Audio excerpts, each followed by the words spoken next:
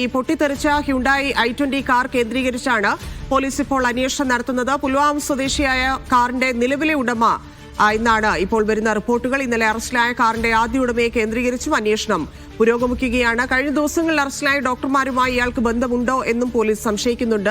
പ്രദേശത്തെ CCTV ദൃശ്യങ്ങളും police ശേഖരിച്ചു. ഈ പൊട്ടിത്തെറിച്ചിരിക്കുന്ന കാർ ചെങ്കോട്ടയ്ക്ക് മുന്നിൽ 3 മണിക്കൂർ നിർത്തിയിട്ടിരുന്നു എന്നുള്ള വിവരങ്ങൾ വരുന്നുണ്ട്. ഈ തിരക്കേറിയ സ്ഥലത്ത് സ്ഫോടനം നടത്തുക എന്നായിരുന്നു ഇവരുടെ പദ്ധതി എന്നുള്ള സംശയങ്ങളും നിലനിൽക്കുന്നുണ്ട്. സജു തോമസ് ചേരുന്നുണ്ട്. സജു, ഏതൊക്കെ വഴികളിലുള്ള അന്വേഷണമാണ്, എന്തൊക്കെ സംശയങ്ങളാണ് അന്വേഷണ സംഘത്തിന് നിലവിലുള്ളത്? ഈ താരിഖ് പിടിയിലായിട്ടുണ്ട്. അവിടെ എത്രത്തോളം പരിശോധന നടക്കുന്നുണ്ട്? എങ്ങനെ ചോദ്യം ചെയ്യൽ പുരോഗമിക്കുന്നു?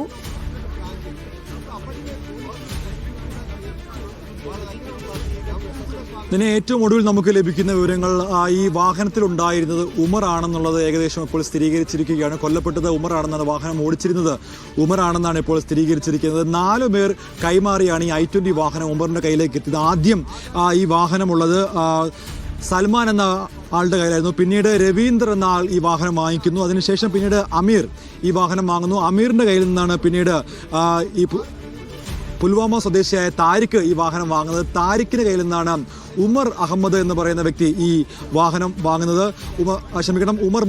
ഉമർ മുഹമ്മദാണ് ഈ വാഹനം ഓടിച്ചത്. ഇന്നലെ സ്ഫോടനം ഉണ്ടായ സമയത്ത് ഉമർ മുഹമ്മദാണ് ഈ വാഹനം ഓടിച്ചിരുന്നാണ് ഇപ്പോൾ ഡൽഹി പോലീസ് ഏകദേശം സ്ഥിരീകരിക്കുന്നത്. ഇയാളുമായി ബന്ധപ്പെട്ടുള്ള കൂടുതൽ അന്വേഷണം ഇപ്പോൾ നടക്കുകയാണ്. ഫരീദാബാദ് മൊഡ്യൂളുമായി ഇയാൾക്ക് നേരിട്ട് ബന്ധമുണ്ടെന്നാണ് ഇപ്പോൾ പോലീസ് വ്യക്തമാക്കിയിരിക്കുന്നത്. അതായത് കഴിഞ്ഞ ദിവസം ഫരീദാബാദിൽ നിന്ന് അറസ്റ്റിലായ ഡോക്ടർമാരുമായിട്ട് ഇയാൾക്ക് നേരിട്ട് ബന്ധമുണ്ട്. ജെയ്ഷെ മുഹമ്മദുമായിട്ടുള്ള ഭീകര സംഘടനയുമായിട്ട് ഇവർക്ക് നേരത്തെ ബന്ധമുണ്ടെന്ന് ജമ്മു കാശ്മീർ പോലീസ് നേരത്തെ സ്ഥിരീകരിച്ചതാണ്.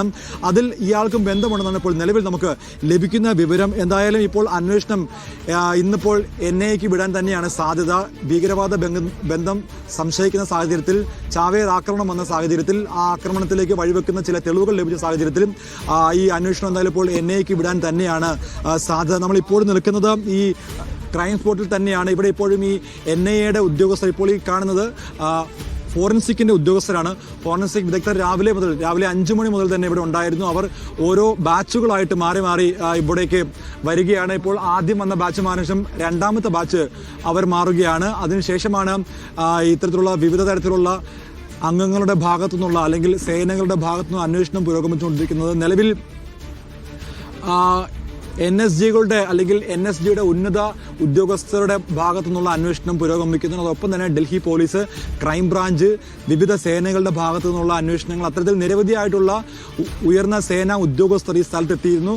ക്രൈം സീൻ സന്ദർശിച്ചു, അവർ റിപ്പോർട്ട് സമർപ്പിച്ചു. ഈ റിപ്പോർട്ടിന്റെ അടിസ്ഥാനത്തിലാണ് ഇപ്പോൾ ആഭ്യന്തരമന്ത്രി അമിത്ഷായുടെ അധ്യക്ഷതയിൽ ഉന്നത തല യോഗം ചേർന്നത്. ഈ യോഗത്തിൽ ഈ റിപ്പോർട്ടൊക്കെയും അവതരിപ്പിച്ചു. യോഗം ചേരുന്നുണ്ട് എന്നത് മാത്രമല്ല, എത്രയും പെട്ടെന്ന് ഇതിൽ ഒരു വ്യക്തത വരുത്തേണ്ടതുണ്ട്. ഇതുവരെ എന്താണ് സംഭവിച്ചത് എന്നുള്ള കാര്യത്തിൽ വ്യക്തത വരുത്തിയിട്ടില്ല. അത്തരത്തിലുള്ള പ്രതികരണങ്ങൾ വന്നിട്ടില്ല. എന്തുണ്ടെങ്കിലും കർശനമായ നടപടി ഉണ്ടാകുമെന്നതിനപ്പുറത്തേക്ക്, കാര്യങ്ങൾ അന്വേഷിക്കുന്നതിനപ്പുറത്തേക്ക് ഒരു പ്രതികരണം ഔദ്യോഗികമായി ഇതുവരെ വന്നിട്ടില്ല. പക്ഷേ രാജ്യത്തെ അത് ബോധ്യപ്പെടുത്തേണ്ടതുണ്ട്. അതുകൊണ്ട് തന്നെ ഇപ്പോൾ ചേർന്നിരിക്കുന്ന മീറ്റിംഗിൽ അതുമായി ബന്ധപ്പെട്ടുള്ള തീരുമാനങ്ങൾ എടുത്തിട്ടുണ്ട് എന്ന് മനസ്സിലാക്കുന്നു. ഒപ്പം തന്നെ അന്വേഷണ സംഘത്തെ NIA ഇത് ഏറ്റെടുക്കുമ്പോൾ എങ്ങനെയായിരിക്കും അന്വേഷണം എന്നൊക്കെയുള്ള കാര്യങ്ങളിൽ കൂടുതൽ വ്യക്തത വരേണ്ടതുണ്ട്. ഇനി എത്ര പേരാണ് ഇതുമായി ബന്ധപ്പെട്ട് അറസ്റ്റിലാകാനുള്ളത്, ആരൊക്കെ കസ്റ്റഡിയിലുണ്ട് എന്നതിനൊക്കെ അനുസരിച്ച് അതിന്റെ നടപടിക്രമങ്ങൾ കഴിയുന്നതിനനുസരിച്ചായിരിക്കും കൂടുതൽ വിവരങ്ങൾ പുറം ലോകം അറിയുക. എങ്കിൽ പോലും എന്താണ് സംഭവിച്ചത്, അതായത് ഇതൊരു ഭീകരാക്രമണമാണോ ഇല്ലെങ്കിൽ മറ്റെന്തെങ്കിലും ആണോ എന്നുള്ളതിൽ ഒരു വ്യക്തത, അതായത് ഔദ്യോഗികമായിട്ടൊരു വ്യക്തത കേന്ദ്ര സർക്കാർ വരുത്തേണ്ടതുണ്ട്.